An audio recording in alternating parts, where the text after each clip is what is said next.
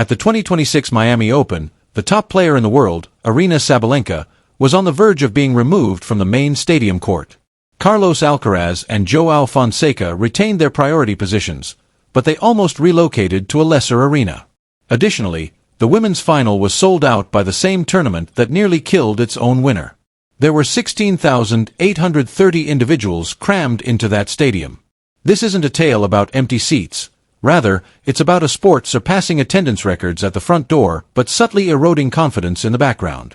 And in terms of what they stand for, the two people at its core could not be more dissimilar. Now let's get started.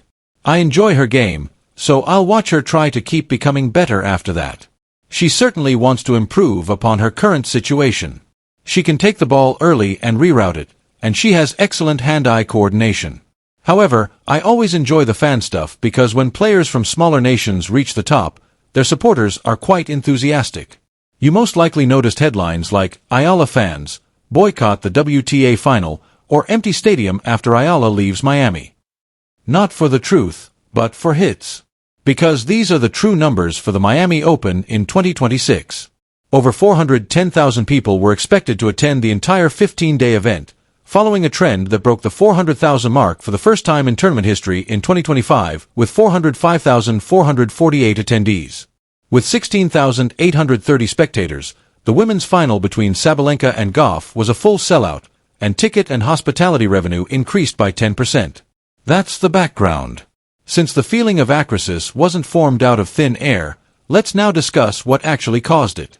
It originated from two very specific, real-life occurrences, and comprehending both of them alters your perspective on the tournament as a whole. I notice some of the things, of course, but for some reason, I see more negative aspects of myself than positive ones. I try not to look too closely, and any time I see a picture of myself or something about myself that I enjoy, I move on to the next one because I'm not sure why. Sometimes people are just being terrible and rude to all of us, and I feel like it doesn't really work. The first one begins with a match that almost broke Alexandra Eala. Eala took the court against Laura Siegemund on March 20th. The 3.5 hours of tennis that followed were described in the record as feeling like life or death. Veteran Siegemund was charged with using dirty tactics during the game. Eala shoved past them. The organized Filipino fanbase known as Team Quiet, which follows Eala across continents, stays up late in various time zones, and travels in large numbers to qualifying matches, reacts to her victories with an energy that is truly unmatched on the WTA Tour. Then, on March 24th, Karolina Muchova defeated Eala. It wasn't close. The scores were 6-0 and 6-2. Muchova's tennis was characterized as __, and when Eala departed, Team Quiet departed out of sadness rather than protest or boycott. There was a change in the acoustics in the venue. There was no longer any of the energy. And content producers needed that change, that quiet where there had been noise, in order to construct a narrative. Thus, they dubbed it Empty Stadium. In actuality, there was no change in the overall market for top women's tennis. However, Team Quiet had only one purpose in mind. One player, and that individual was no longer there. This is where things change though, since Sabalenka's experience on March 21st wasn't a perception issue, rather, it was a true one. In order to protect ticket holders who had purchased seats specifically to see Carlos Alcaraz or the phenomenon João Fonseca, tournament director James Blake was considering removing Sabalenka from the main stadium corner. Rain delays had already forced cancellations on Wednesday and Friday of tournament week. The other option, a backup location, is the Butch Buchholz court. Sabalenka was, quote, 7 years old, but the men continued to take center stage. The word used is that. Additionally, she made a clear contrast in her press conference following the game. A night session was scheduled for Mira Andreeva, starting at 9 o'clock at night. Why then? Sabalenka inquired. Wouldn't it be possible for Alcaraz and Fonseca to just begin later in the evening, as was previously done? In order to ensure that she had a day off before her next match, she decided to play on the smaller court. She went on to win the Sunshine Double, winning $1,151,380 after defeating Goff in the championship match. However, since what she said had nothing to do with that particular match, winning did not make it go away. It was about a pattern, and patterns have histories. She puts in a lot of effort Indeed. She is the face of the Philippines, which is why we like her. In addition, she is considering the future. You know, all I ever wanted to do was help tennis flourish in the Philippines, but now I'm introducing tennis to a whole new global audience. As a result, we all gather to watch and encourage Eala when she performs. Are there real meetings like? Yes, indeed. Really? Yes, indeed. All right. It's ideal. You have to go back to 2023, not Miami, Cancun, to comprehend why Sabalenka had no more patience for this kind of situation. 2 months before the 2023 WTA Finals were scheduled to start, it was announced that they would take place in Cancun, Mexico. A makeshift court constructed on a golf course served as the venue. Poor building quality. Players characterized the conditions as ___8__. The most damning fact is that Sabalenka and the other world-class athletes were not allowed to practice on the match court until the day before their first games. Sabalenka declared publicly she felt degraded. 21 of the world's finest players signed a grievance letter to WTA CEO Steve Simon. Simon eventually made a formal apology, conceding the event was quote 10 and that the WTA quote 11. The words quotation 12 were supposed to close the wound.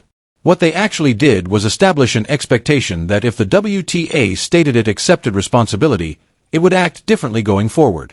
Miami 2026 was supposed to provide the proof.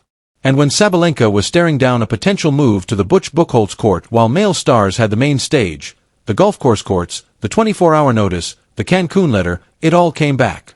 She stated she had, quote, 13 at her level. That wasn't just frustration in the moment, that was institutional memory. And here's the paradox that no clickbait headline will ever mention in the title. Right now, the Tata is achieving record commercial performance. It's going to be a significant contest for both women. In preparation for the clay season, they will both be defending a lot of points, thus this victory can help them add points. She really wants to win this event, golf. As she previously stated, she is competing in her home WTA 1000 competition in hopes of winning her first title of the year, her 4th WTA 1000, and her 12th WTA championship overall. In the meantime, Aryna wants to win Indian Wells and Miami in the same year, making history as the 5th woman in the Open era to accomplish the Sunshine Double. Attendance at the Miami Open is at an all-time high. Income is increasing. The women's final was sold out. Genuine financial commitment is reflected in the prize pool. Goff received $612,340 as runner-up, while Sabalenka received $1,151,380 as the winner. James Blake made a public commitment to quote 1 to 4 in opposition to misinformation intended to split fan bases. Over a 10-year period, the tour's remuneration increased by $400 million. At the same time, a formal grievance letter was signed by 21 of the top players on the circuit. The top athletes are saying the tour model has ___quote _15 _ and Sabalenka, the world number one, the face of the tour, the player who just completed the Sunshine Double, was nearly moved to a secondary court in favor of male stars at a combined event during the same tournament setting all-time attendance records. The truth is that not fan boycotts, not deserted stadiums. In actuality, the WTA is both at the height of its commercial success and the lowest level of player trust. Titles like WTA in Major Crisis after ticket sales collapse were shown on channels like Cortex Sports and Courtside Prospect. In the face of a sold-out final with 16,830 spectators, that framing failed. Blake confronted the misinformation head-on, outlining stories meant to foment animosity amongst various fan camps. The information was truthful. The fake panic failed. Here's what those same channels unintentionally got right, though. A situation has arisen. Simply put, it is not in the seats. What makes it worthwhile to watch is the interaction between the institution and its constituents. Children truly rise to the occasion. By the beginning of that second set, it appeared as though she was physically withering away, but she resisted. And if she can only maintain this momentum, the battle will be something we witness on a regular basis for years to come. She simply has a wonderful spirit. The way she battled through the fight, that is. And let's face it, winning several major games in a row is one thing. The leg is taped up. She appears to be a fantastic player, much like Jessica Gula. And as you mentioned, Coco, there were times when we thought, okay, that's it. How many times did we leave the green room couch and enter this space? Following her round of 16 elimination, Alexandra Eala declared that she will be competing in the European clay court season. Her position has fluctuated between 29 and 45. Her age is 19. She entered the 2025 Miami Open as a wild card, ranked 140, and defeated Iga Swiatek and Madison Keys. Against Clara Towson, she was able to save match points. In 2026, she battled Siegemund for 3.5 hours. The sport is effective at that level, at the level of individual narratives. The winner was Aryna Sabalenka. The Sunshine Double paid her $1,151,380. Despite being in front of 16,830 spectators, she publicly left the tournament, raising concerns about whether the organization she represents truly values her. The question of how long a sport can sell out its greatest moments while the individuals who create them feel like an afterthought remains